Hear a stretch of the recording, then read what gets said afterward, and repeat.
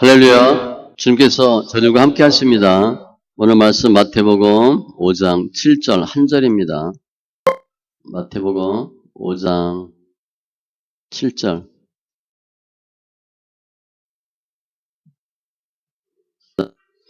신약 5페이지. 마태복음 5장 7절. 같이 천천히 두 번 읽겠습니다. 긍휼히 여기는 자는 복이 있나니 그들이 긍휼히 여김을 받을 것이며 긍휼히 여기는 자는 복이 있나니 그들이 긍휼히 여김을 받을 것이며. 아멘. 기도합니다. 할렐루야. 주신 하나님 감사합니다. 저희들 주를 믿는 믿음으로 이 세상 살게 하시고 관계된 것들 완성하게 되는 귀한 은혜가 있게 하여 주시옵소서. 주님께서 친히 길이요 진리요 생명이요 부활로 역사하심에 생사화복이 다 주님께 있는데 이 세상 주를 믿는 믿음으로 살게 하시고 주님께 영광 돌리는 귀한 심령 다 되게 하여 주시옵소서. 말씀을 보는 눈, 듣는 귀, 깨닫는 마음 더하여 주시옵소서. 주님을 찬송하며 모든 말씀 예수님의 이름으로 기도합니다. 아멘. 또 오늘도 구호 외치겠습니다. 예수님이 이 땅에 부흥을 주셨습니다. 세 번 외칩니다. 예수님이 이 땅에 부흥을 주셨습니다. 예수님이 이 땅에 부흥을 주셨습니다. 예수님이 이 땅에 부흥을 주셨습니다. 부흥은 3단계로 이루어집니다. 회개의 부흥, 말씀의 부흥, 전도의 부흥. 그러니까 우리가 얘기하는 실제적인 어떤 양적인 부흥은 맨 나중이에요. 가장 먼저는 내가 변하는 겁니다. 내가 변하는 것은 회개예요. 아, 내가 죄인이구나. 그럴 때 말씀이 받아들여지고 말씀이 나타나고 양적인 부흥이 일어나는 거죠. 에베소서에 보면 우리가 예수 믿기 전과 후를 어떻게 설명했냐면 전에는 우리가 어떻고 한마디로 진노의 자녀, 이제는 우리가 빛의 자녀, 그런 표현이 있어요. 그러니까 예수님을 믿기 전과 후는 엄청나게 달라요. 전에는 이러던 우리가 이제는 이렇게 됐다고 바뀌었어요. 그 사건이 뭐냐? 십자가 사건이에요. 그 십자가 사건을 믿는 게 중요해요. 십자가 사건인데 나와 아무런 관계가 없어. 그러면 나는 전에는 이제는 그런 변화가 없습니다. 십자가 사건을 통해서 우리가 변화받았어요. 그 십자가 사건은 죄를 이기는 것이고 사망 권세를 이기는 거예요. 우리가 더 이상 죄에 질 이유도 없고 사망의 종로로 탈 이유가 없어요. 예수님의 부활의 능력으로 우리는 승리하는 삶을 살게 된 거죠. 이렇게 시스템적으로 만들어진 거예요. 우린 거기 그냥 끼어 들어가면 돼. 왜냐? 예수가 우리의 대장입니다. 그분이 우리를 지켜주셔요. 오늘도 예수를 만나고 예수 안에서 승리하는 우리 귀한 지체들 다 되시기 바랍니다. 오늘 마태복음 5장 7절 흔히 팔복 산상수훈이라고 얘기하는데 저는 이제 율법 완성으로 보고요. 중요한 단어는 긍휼이에요. 여기는 자. 앞에는 여기는 자, 뒤에는 여김을 받을 것이에요. 그러니까 우리는 어떻게 해석한다면 내가 이웃을 긍휼히 여기면 내가 긍휼히 여김 받는다고 이렇게 생각했어요. 내가 긍휼히 여기면 이웃을 내가 주님으로부터 긍휼히 여김 받는다 이렇게 설명했는데 오늘 본문을 통해서 정말 주님이 의도하는 뜻이 무엇인지 살펴보도록 합니다. 우리 현대사회의 특징은 변화가 빠르다는 거예요. 저는 군 단위에서 태어났어요. 그리고 주로 군 단위에 생활하다가 시로 오다가 이제 서울시로 왔죠. 옛날 농업할 때 보면 다 주로 자기 가족이에요. 자기 땅에서 가족, 친척이 다 같이 살아요. 다 아는 사람이에요. 요즘은 이웃이 누군지 모릅니다. 모르기도 하고 알려고 하지도 않고 알려주면 거북해요. 그러니까 다 베일에 쌓여 있어. 그러니까 서로 누군지 모르니까 돕고 도움받고 불쌍히 여기고 그럴 수 있는 구조가 아니에요. 우리 이제 가끔 연말되면 나오죠. 고독사 당한 어르신들. 고독사 우표물이 쌓였다. 뭐 우유가 쌓였다. 사체 썩는 냄새가 난다. 그래서 찾아요. 그러니까 인간 사이가 점점 관계가 멀어져요. 내가 누구를 긍휼히 여긴다? 긍휼히 여김 받는다? 그런 건 거의 생각하기조차 힘들어요. 이 긍휼이라는 게 뭐냐면 불쌍히 여기는 거잖아요. 내가 불이 났어. 뛰어나갔어. 다시 들어가는 사람이 있습니다. 나중에 보면요. 안에 있는 사람들 소리 듣고 못 나온 거 알고 다시 들어가서 구하거나 또 구하고 죽는 경우도 있어요. 그래서 의인이라고 의인상 받는 사람들이 가끔 있죠. 여러분 기억나나 몰라? 옛날에 세월호 사건 때 밖에 나왔다가 다시 못 나온 아이들 구하러 들어갔다 죽은 교사들 꽤 있었어요. 뭐 전체적인 사건은 두고라도 긍휼은 뭐냐? 내가 긍휼을 베풀면 불쌍히 여기면 그냥 좋다가 아니라 문제가 올 수 있을 경우도 생겨요. 자칫하면 자기도 죽을 수 있어요. 그러니까 긍휼은 어떻게 보면 손해보는 거예요. 남에게 베푸는 만큼 내가 손해를 봐요.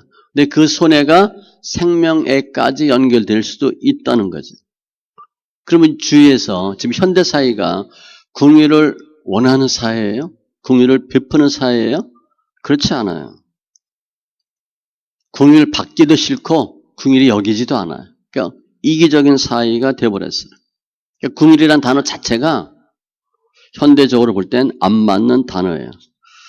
그래서 오늘 보면 예수님이 오셔서 백성들에게 설교를 합니다. 그때 예수님이 왔을 때 사람들이 예수님을 어떻게 대했고 예수님은 사람들과의 관계가 어땠을까? 주님이 오셔서 수많은 사람들한테 칭찬받았다? 절대 아니에요. 예수님을 못 보듯 했어요. 아주 차갑게 무시하고 냉대했죠. 나쁜 사람 취급했어요. 죄인 취급했습니다. 그러니까 주님은 생명의 복음을 증거하지만 받는 대우나 대접은 아주 비참한 삶을 살아요. 그 사람들이 왜 예수님을 그렇게 멸시하고 조롱하고 차갑게 대했을까? 예수님이 오셔서 그 당시에 바리새인들, 종교 지도자들에게 심한 말을 많이 해요. 독사의 자식이라 그리고 독사의 자식은 우리로 보면 개새끼입니다. 엄청 나쁜 욕이에요. 책망하죠. 저주에 가까운 말을 해요. 화 있을진저 비판하죠. 그러니까 종교 지도자들은 어떻게 해요? 바리새인들은 예수님을 나쁘게 얘기하고 백성들에게까지 예수님을 나쁜 사람으로 얘기해요. 결국은 죽일 놈으로 몰고 가는 거죠. 예수님은 태어나서 생활하면서 형제들에게조차도 인정받지 못했어요. 귀신 들렸다 그랬어요. 동생들이 귀신 들렸다. 친척들도 다 배제해요. 또 뭐 잘못됐다. 예수님은 이 세상에 오셔서 가정적으로나 대외적으로나 아주 멸시천대받고 비참한 대우받고 살아요. 근데 예수님이 복음서에 보면 가시면 사람들이 많이 모여들잖아요. 왜 모여들어요? 기적 때문에 모여들어요. 뭐 보려고, 체험하려고. 오병이의 기적으로 수없이 많은 사람의 은혜를 체험하지만 그들이 결국은 예수님을 비난합니다. 예수님의 제자들도 예수님을 버리는 경우가 허다해요. 요즘 우리 기독교 보면 언론으로 보면 기독교는 아주 나쁜 종교예요. 나쁜 면 엄청 많이 나오죠. 그러니까 기독교를 나쁘게 평가하는 현대 모습, 그것보다 훨씬 심하게 예수님은 비판을 받아요. 아주 죽일 놈이에요. 예수님 오셔서 예수님이 친근하게 맞이해주고 대화하는 사람들 따로 있어요. 세리와 청년 같은 사람들. 예수님을 따르고 예수님을 인정하는 사람들에게만 주님이 긍휼을 베풀지요. 아무에게 긍휼을 베풀지 않아요. 사람도 마찬가지예요. 사람들이 예수님을 불쌍히 여기질 않아요. 아무튼 예수님에 대한 생각은 부정적이에요. 오해도 받죠. 요한복음 6장 66절에 보면 그때로부터 그의 제자 중에서 많은 사람이 떠나가고 다시 그와 함께 다니지 아니하더라. 예수님을 오랫동안 따라다니던 제자들도 예수를 버립니다. 저거 이상한 것 같아. 가짜 같아. 사이비 같아.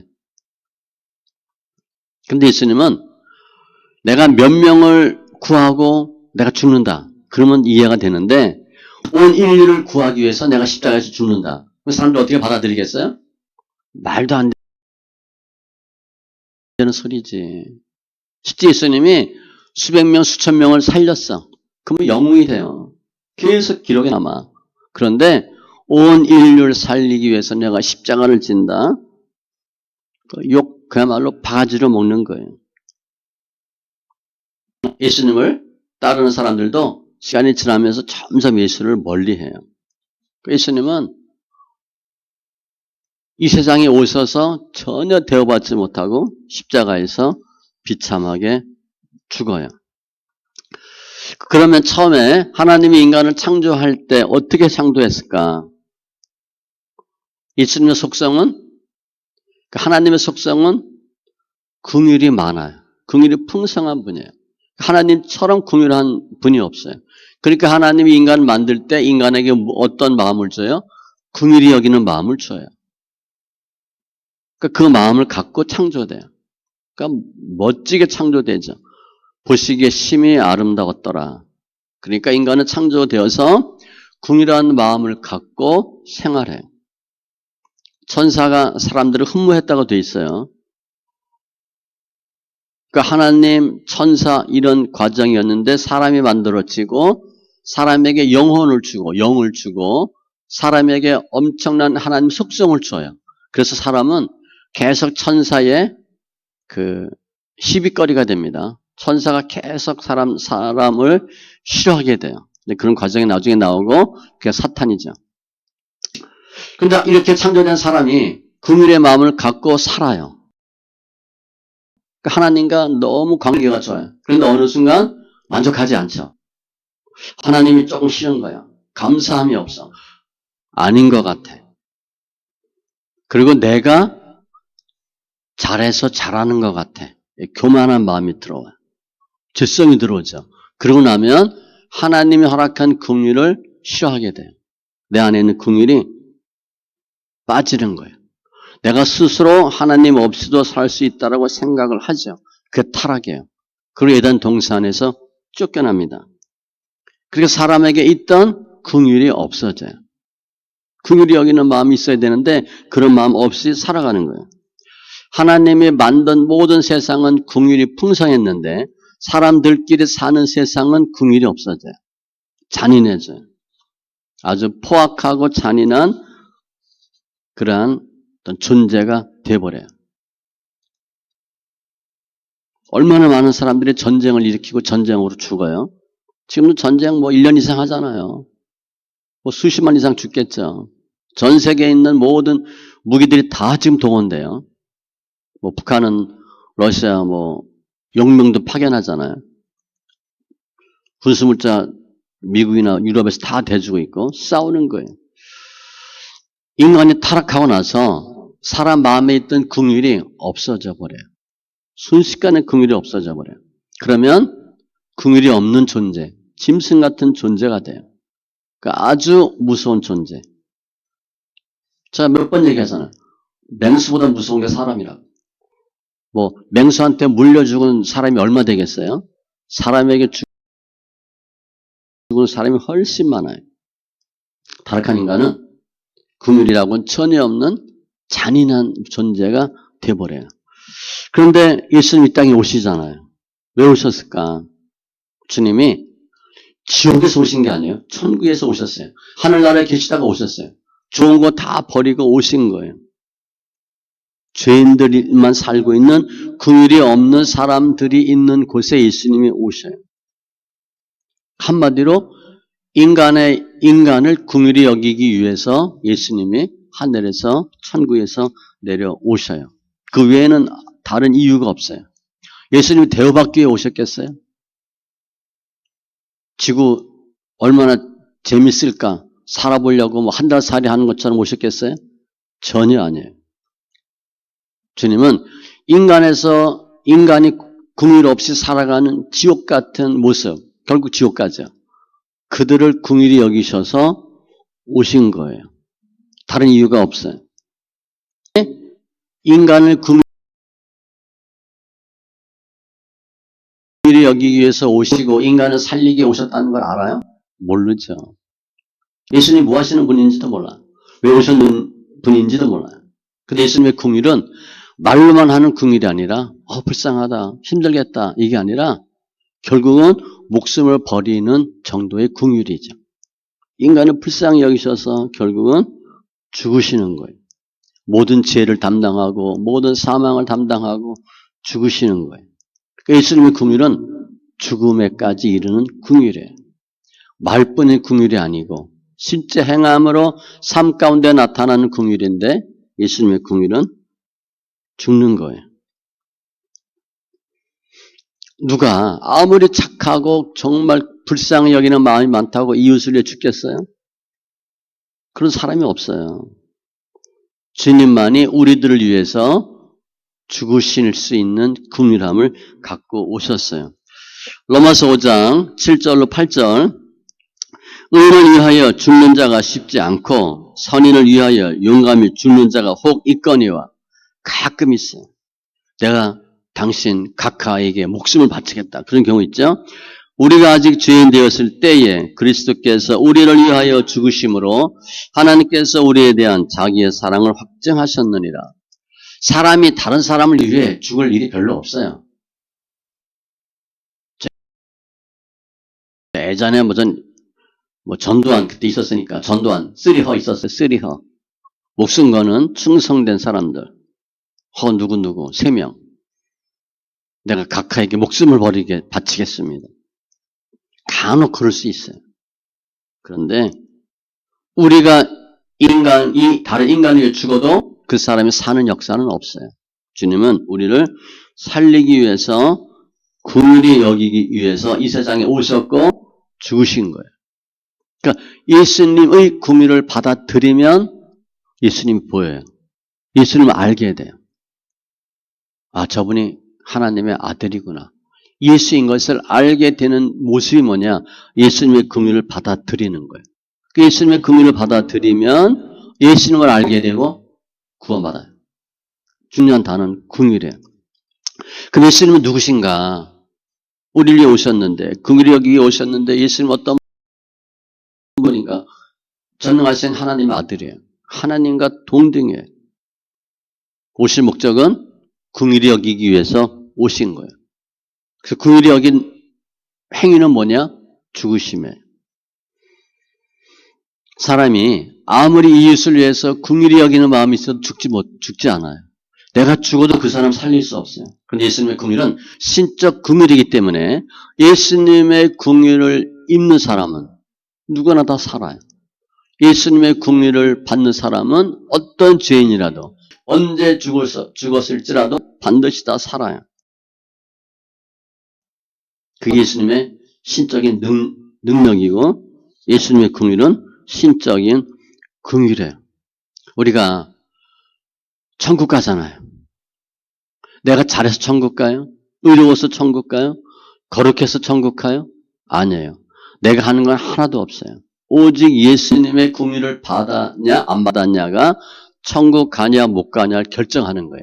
예수님의 긍휼을 받은 사람은 천국 가고 예수님의 긍휼을 입지 못한 사람은 천국 가지 못해. 우리는 이웃을 위해서 긍휼히 여겨도 눈물 흘리고 말밖에 할 수 있는 게 없잖아요.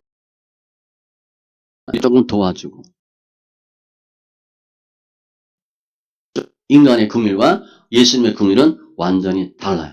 예수님의 긍휼은 모든 사람을 살릴 수 있는 신적 긍휼이에요.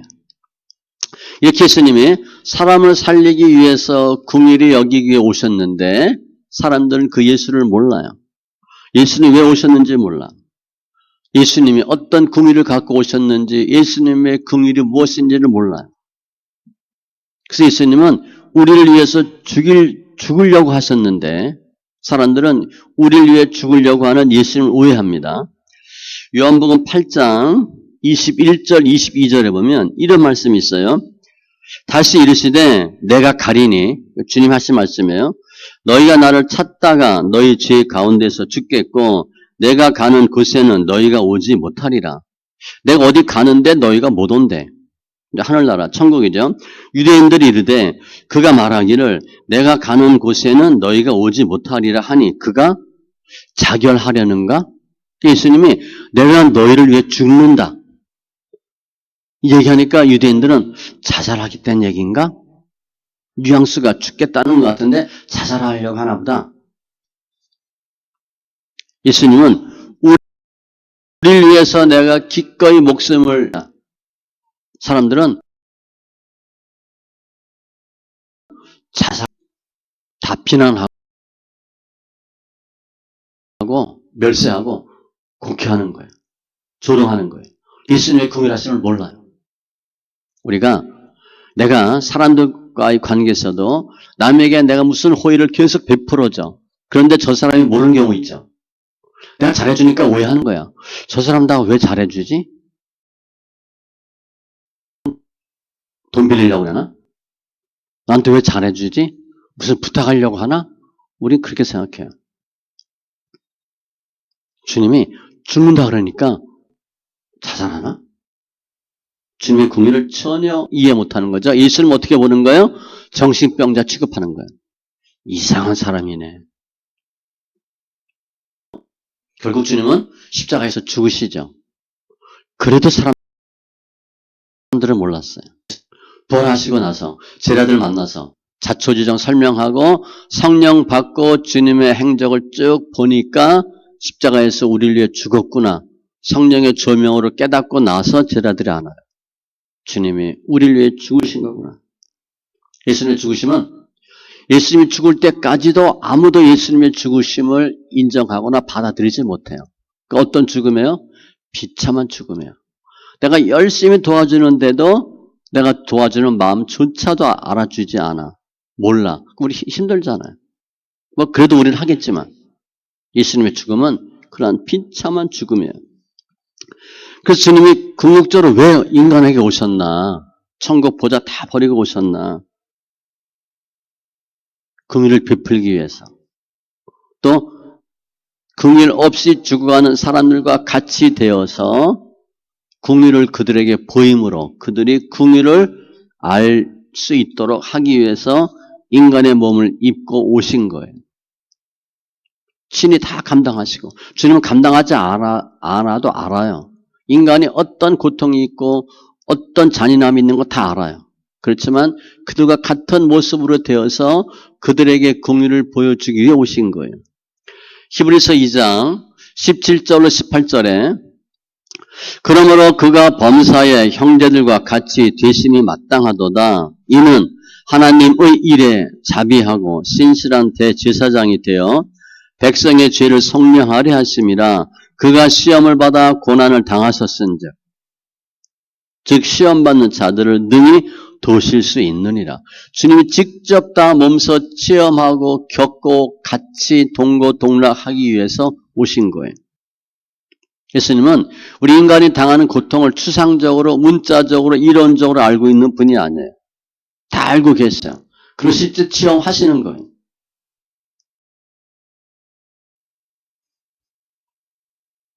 어떻게 인간이 죽어가는지 그 인간을 불쌍히 여기시고 위에서 죽으시는 분이 예수님이에요.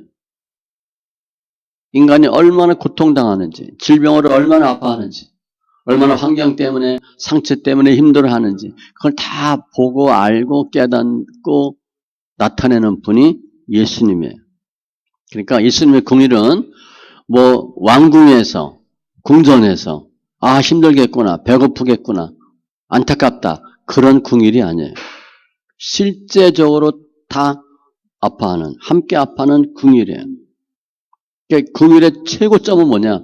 예수님의 인간을 향한 긍휼하심에. 그래서 주님은 그 예수님의 긍휼을 보여주심으로 죽어가는 인간들을 다 모으시는 거죠. 예수님의 진정한 신적인 긍휼이에요. 긍휼은 말로만 하는 게 아니에요. 물론 말도 위로가 되겠죠. 아, 힘들겠다. 인내하고 하나님 하신다. 긍휼은 어떤 대책이나 또 내 자신의 이익을 위해서 긍휼이 나타나는 게 아니에요. 긍휼은 반드시 그 대가를 예수님은 죽는 거예요. 자신의 삶을 드리는 불쌍함이에요. 그래서 우리 인간을 불쌍히 여기는 거예요. 사람의 긍휼은 한계가 있어요. 아무리 해도 안 돼요. 그러나 예수님의 긍휼은 예수님의 생명을 버리시기까지 사랑하는 불쌍히 여기는 마음이기 때문에 긍휼은 뭐냐? 자신을 드리는 거예요. 우리는 우리의 삶을 드려도 아무도 누가 돌아오지 않아. 그러나 예수님의 긍휼은 예수님의 삶을 드리시는 긍휼은 모든 사람을 살릴 수 있는 긍휼이에요. 예수님이 죽으셨기 때문에 우리가 사는 거예요. 예수님의 긍휼하심 외에는 사람을 살릴 수 있는 방법이 없어요. 이건 성부 하나님 다 보고 계신 거죠. 하나님 인간을 창조하셨어요. 긍휼로 사람으로 만들었는데 하나님을 싫다하고 하나님을 떠났죠. 그래서 인간에 있는 긍휼함이 없어지고 잔인하게 돼요. 잔인하게 살다가 지옥 가는 백성들을 위해서 하나님이 성부 하나님의 성자 하나님을 예수님을 보내신 거예요. 그래서 예수님의 긍휼을 그들에게 베푼 거죠. 내가 너를 사랑하고 내가 너를 위해 죽을 것이고 그리고 나를 믿고 나의 긍휼을 받아들이는 자는 나의 긍휼로 말미암아 너희가 살고 천국 가리라. 예수님은 백성들을 인간들을 긍휼히 여기시고 죽었어요. 그리고 하나님은 성부 하나님은 인간을 위해서 긍휼히 여기고 죽은 성자 하나님을 다시 살려요. 긍휼을 베풀었고 다시 긍휼을 입어요. 우리가 삶 가운데서도 남에게 긍휼을 베풀면 내가 긍휼을 입어요. 주면 받아요. 심은 대로 받아요. 우리가 예수님이 다시 사신 것 같이 우리를 긍휼히 여기시고 다시 성부 하나님의 긍휼하심을 받아서 다시 살아나신 것 같이 우리도 마찬가지예요. 우리가 다시 살 수 있는 방법은 뭐냐? 예수님의 긍휼을 받고 그 긍휼을 드러내는 거예요. 예수님이 우리의 긍휼히 여기시는 분이고 예수님이 구원자이심을 받아들이는 게 구원이에요. 그래서 오늘 보면 이스라엘 백성이 예수님을 보죠. 그리고 예수님 하는 행동을 다 봐요. 예수님은 세례와 창기를 불쌍히 여기셔요. 그러니까 우리가 내가 누구를 좋아하고 누구와 함께 있나 누구와 같이 있는 시간이 많은가 보면 알아요. 그 사람의 삶을 알 수 있어요. 주님은 다 그들을 위로해주고 불쌍히 여기시고 권면하고 야단치지 않았어요. 주님이 야단치는 경우는 믿음이 없다고 제자들 가끔 야단쳤고 바리새인들한테 심한 말을 하셔요. 그러나 실제 믿음이 없고 불쌍히 여김 받는 세리와 창기에게는 절대 야단치지 않았어요. 늘 불쌍히 여기셨어요. 자신이 죄인이라고 고백하는 사람들을 더 불쌍히 여겨요. 그게 주님의 긍휼하심이에요. 근데 그 예수님의 긍휼은 예수님의 긍휼을 받으면 사는데 그 사는 사람이 잘해서 사냐? 아니에요. 모든 기적은요. 예수님의 긍휼하심으로부터 시작돼요. 마태복음 14장 14절에 보면 예수께서 나오사 큰 무리를 보시고 불쌍히 여기사 그 중에 있는 병자를 고쳐주시니라. 주님이 병을 고치는데 고치게 된 동기가 뭐냐? 불쌍히 여기시는 거예요. 그러니까 주님이 불쌍히 여기면 다 해결돼요. 제가 울라는 거예요. 뭐 그냥 세상 표현을 하면 주님은 눈물에 약해요. 히스기야가 눈물로 기도할 때 주님 들으셔요. 히스기야가 기도할 때 내가 뭐하고 장황하게 늘어나. 그런데 주님은 그 말씀 안 하셔요. 내가 네 기도를 들었고 눈물을 보았노라. 딱 그 말만 하셨어요. 주님의 긍휼하심을 체험하면 그게 기적이에요. 모든 기적은 주님의 긍휼하심에서부터 시작돼요. 내가 잘해서 하는 게 아니에요. 예수님을 받아들이는 것, 그것이 예수님의 긍휼을 입는 거예요. 주님 우리를 불쌍히 여기시면 우리가 받는 그 긍휼은 어마어마하게 커요. 그러니까 예수님을 따라다니는 세리와 창기와 같은 사람들은 예수님의 긍휼하심을 다 보는 거예요. 주님이 얼마나 인간을 사랑하고 죄인을 불쌍히 여기시는지를 다 보는 거예요. 자, 아까 현대는 긍휼을 베풀거나 받을 수 있는 상황이 아니다. 사회 구조가 그렇지 않다라고 설명했잖아요. 지금 긍휼히 여기는 마음, 바보죠. 손해보는 짓이에요. 긍휼히 여길 이유가 없어요. 현대에는 긍휼과 정반대의 삶을 살아야 살아남아요. 누가 불쌍하고 이거는 이 세상을 이길 수 있는 바탕이 안 돼요. 그런데 예수는 오늘 본문에 맞춰서 예수를 정의한다면 어떻게 정의할 수 있을까? 예수님의 삶은 긍휼이에요. 긍휼히 여기는 삶이에요. 그래서 예수님이 이 땅에 오셔서 긍휼을 완성하셨어. 대신 죽으심으로 완성하신 거예요. 예수님이 우리를 향한 긍휼하심은요, 우리를 불쌍히 여기는 것은 사람들이 상상할 수가 없어요. 사람들이 이해를 할 수가 없어요. 왜 그렇게 우리를 불쌍히 여기실까? 주님이 우리를 불쌍히 여기시면 죄인도, 세리의 창녀, 대표적인 사람들도 구원받고 복받아요. 그러니까 예수님의 긍휼하심이 있으면 모든 사람이 다 살 수 있어요. 예수님의 긍휼하심 앞에 다시 살아나지 않을 사람은 하나도 없는 거예요. 다 용서받고 주님은 다 복된 자들로 만들 수 있어요. 우리가 긍휼히 여길 수 있나? 남을, 이웃을 없어요. 우리 예전에 본문을 긍휼히 여겨야 된다. 그리고 긍휼히 여기려고 했어요. 근데 긍휼히 여기는 마음이 생겨요? 안 생겨요. 긍휼히 여겨지지가 않아요. 예수님의 긍휼을 받고 예수님을 긍휼히 여기는 사람이 예수님을 불쌍하게 생각하는 마음이 있을 때 예수님 우리에게 긍휼의 마음을 줄 때 우리가 이웃을 불쌍히 여길 수 있는 마음이 생겨요. 그러니까 예수님의 긍휼을 보고 예수님에게 마음문을 열고 그 예수를 받아들이면 그 예수가 우리 안에 들어오셔서 이웃에 대해서 긍휼히 여길 수 있도록 해주시는 거예요. 긍휼은 내가 하는 게 아니에요. 주님이 들어오셔야 예수님의 긍휼을 배우고 예수님의 긍휼로 이웃을 긍휼히 여길 수가 있어요. 그게 천국 가는 거예요. 내가 하는 게 아니에요. 우리 성도의 복은 우리 예수 믿는 성도잖아요. 이 예수 믿는 게 얼마나 귀한 복이냐면 우리가 스스로 잘해서 성도, 거룩한 무리가 된 게 아니에요. 우리가 기도 많이 해서 의롭게 됐어요. 우리가 예배 잘 드리고 주님이 원하는 것 잘 해서 하나님이 거룩한 성도라고 저희를 불러요? 그거 아니에요. 우린 죄가 많죠. 능력도 없어요. 또 날마다 죄 짓죠. 그런데 그럼에도 불구하고 주님이 우리를 긍휼히 여겨주시기 때문에 예수님의 긍휼을 받아서 성도가 되는 거예요. 우리가 내세울 게 뭐가 있고 한 것이 뭐가 있어요? 할 수 있는 게 뭐가 있어요? 아무도 없어요. 우리 거룩함이나 우리의 의로움으로 우리가 거룩한 성도라고 불림 받는 게 아니에요. 주님이 불쌍히 여겨주시니까 성도가 되는 거예요. 우리 잘한 거 내세울 거 있어요? 또 그거 생각하면 내가 했나요? 내가 한 게 아니에요. 죄 많고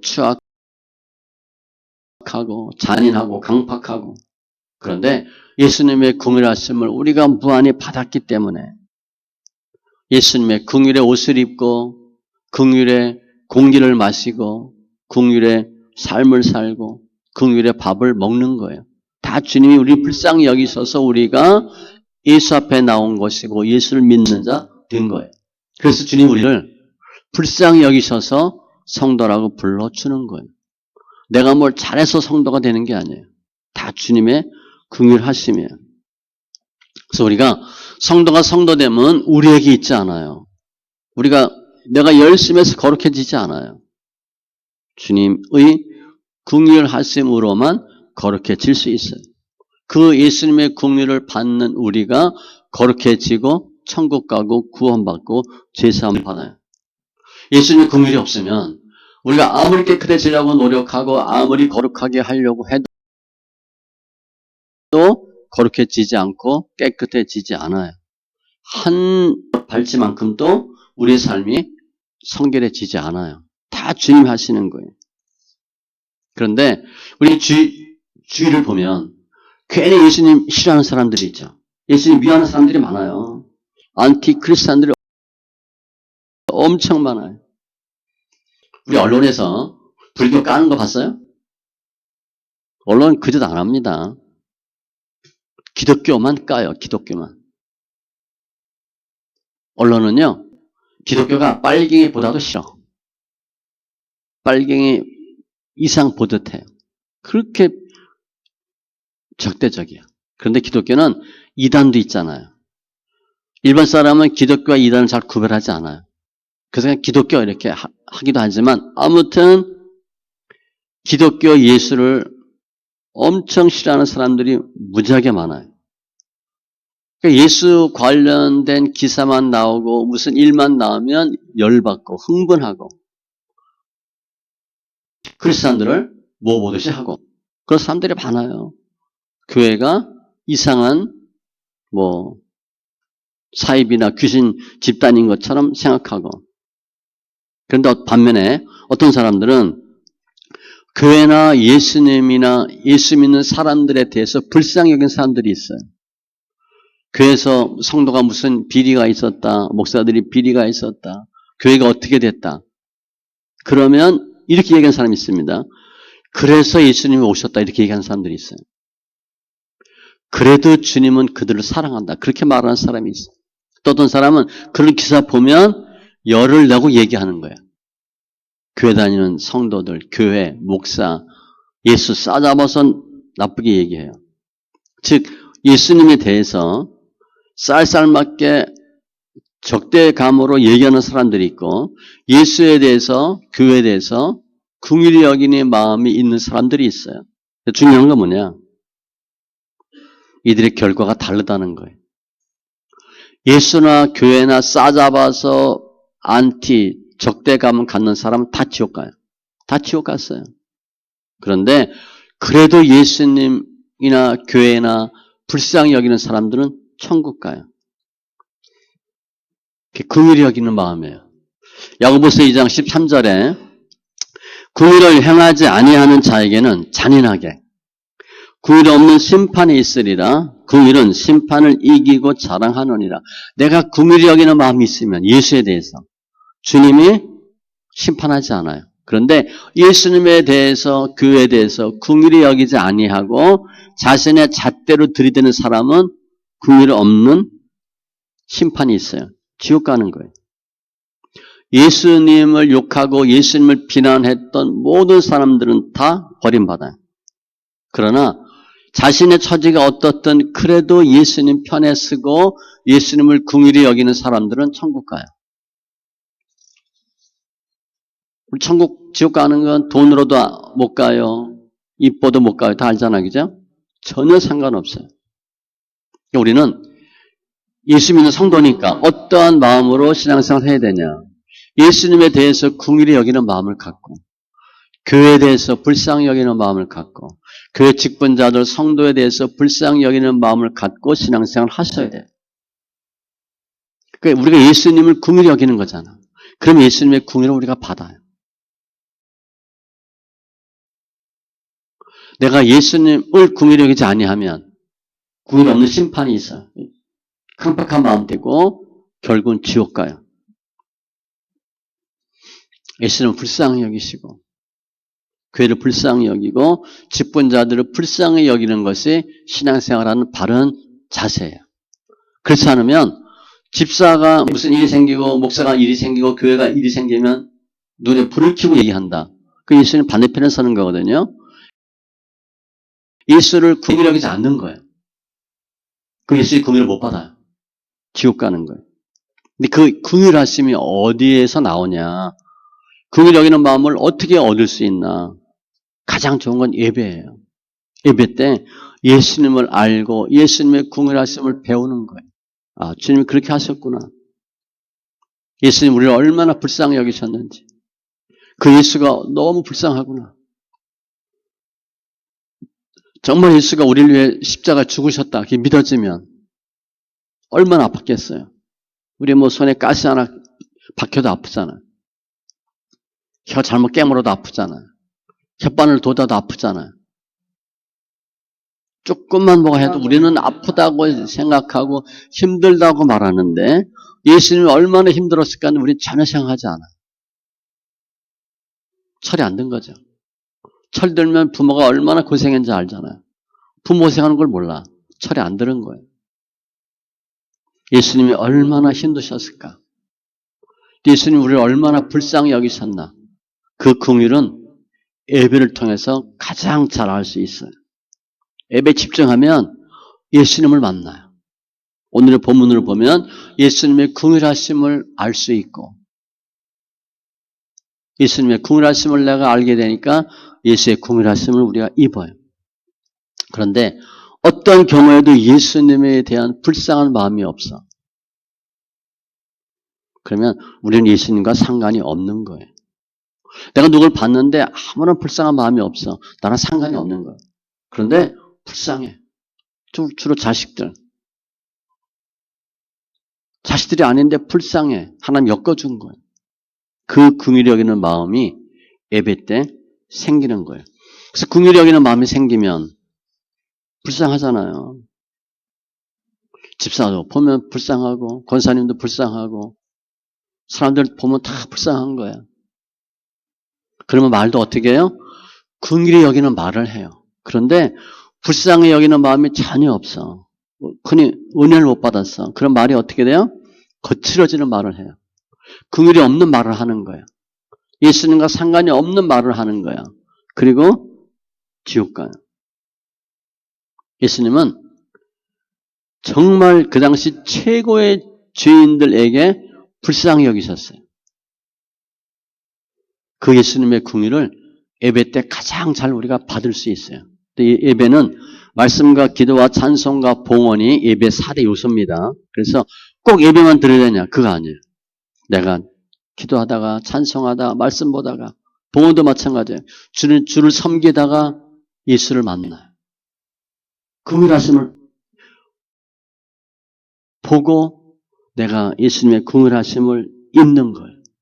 예수를 만나면 예수님의 긍휼하심이 느껴지게 되면 제가 이제 이가 많이 아파서 그때마다 그 소리 그거 힘들잖아요. 마취하고 그때 예수님 생각한다고 했잖아요. 나는 이거 상한 거 마취하고 치료하는데도 벌벌 떠는데 예수님은 그냥 생살이 떨어졌는데 못을 박았는데 참을 수 있는 거죠.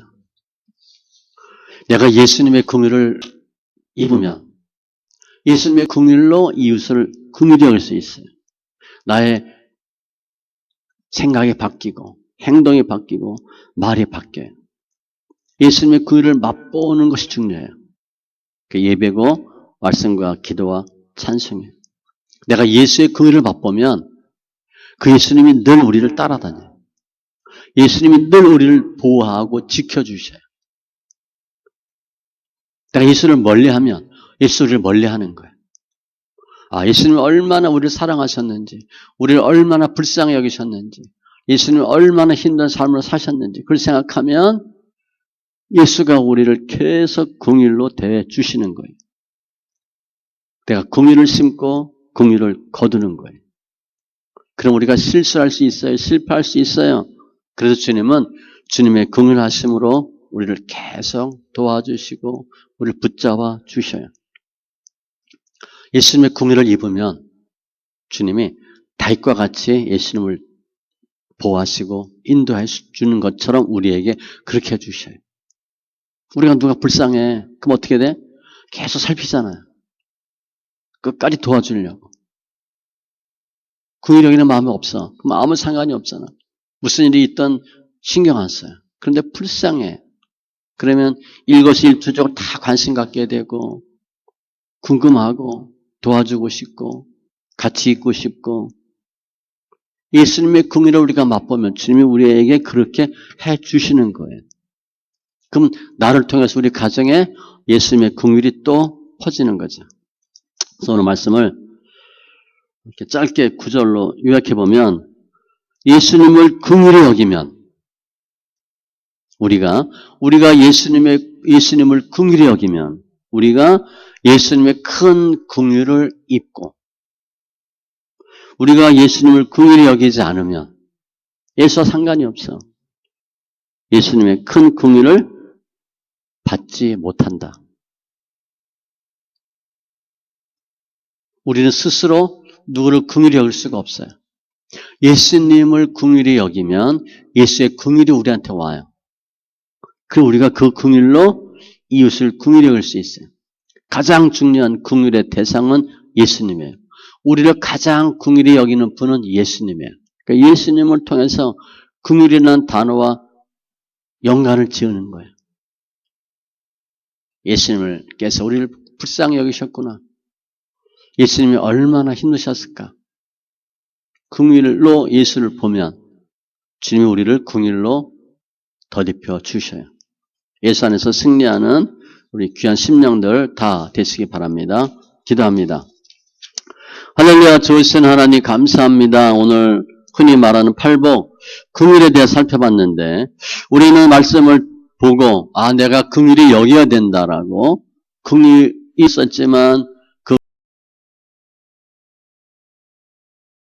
긍휼에 나오지 않는 우리 모습을 봅니다. 여기서 긍휼은 예수님의 사역을 설명하는 건데 주님이 저희를 긍휼히 여기셨기 때문에 그 예수님을 알고 그 예수의 긍휼을 받으면 또 예수를 긍휼히 여기면 우리가 이웃을 긍휼히 여길 수 있고 예수님으로부터 긍휼히 여김을 받게 된다 하신 주님 감사합니다. 우리가 예수님을 긍휼히 여기는 자 되고 예수님의 긍휼을 받는 자 되게 하여 주시옵소서. 긍휼이라는 모든 단어가 내가 하는 것이 아니고 주님께서 친히 역사하셔야 가능한 일인데 그 예수님의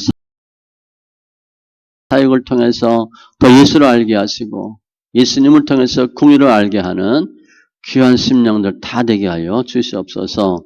주님을 찬송하며 모든 말씀 예수님의 이름으로 기도합니다. 아멘.